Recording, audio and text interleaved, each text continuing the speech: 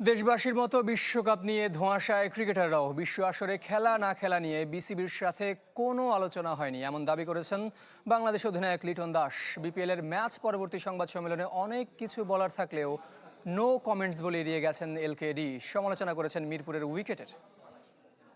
Last বলে ছক্কা same আমার নিদাস ট্রফির কথাটা মনে পড়ে গেছে, সেম কাভারের উপর দিয়ে ছয়। না ঠিক আছে, এটাই ক্রিকেট, এটাই এইভাবেই জীবন চলে।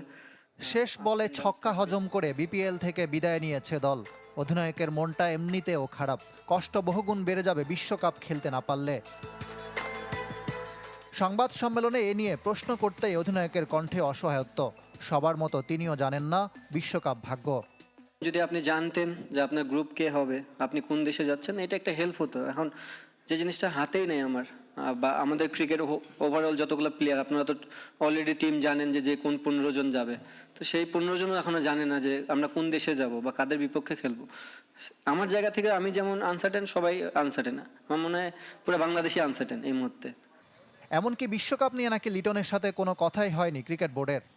No, I don't know, but হয়নি আমার সাথে।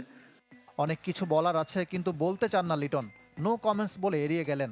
তবে মিরপুরের উইকেট নিয়ে ঠিকই উগরে দিলেন ক্ষোভ। কোয়ালিফায়ার ম্যাচ, আপনি তো মানে এমন একটা সিচুয়েশনে গেম খেলতেছেন, ডু আর ডাই, আপনি সম্পূর্ণ বলার ফেভারে দিয়ে গেলেন, তাহলে তো ক্রিকেটটা হলো না।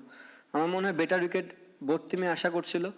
ম্যাচ আমরা হারতাম, সমস্যা নেই, বাট ক্রিকেটটা ক্রিকেটের মতন হলে মনে হয় একটু ভালো হতো। অনিশ্চয়তার মাঝেও উপভোগ করতে চান লিটন দাস, আর অপেক্ষা শুধু ভালো সময়ের।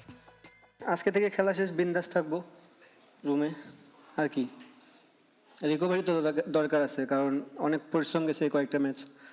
ইকরাম হুসাইন, চ্যানেল 24, ঢাকা।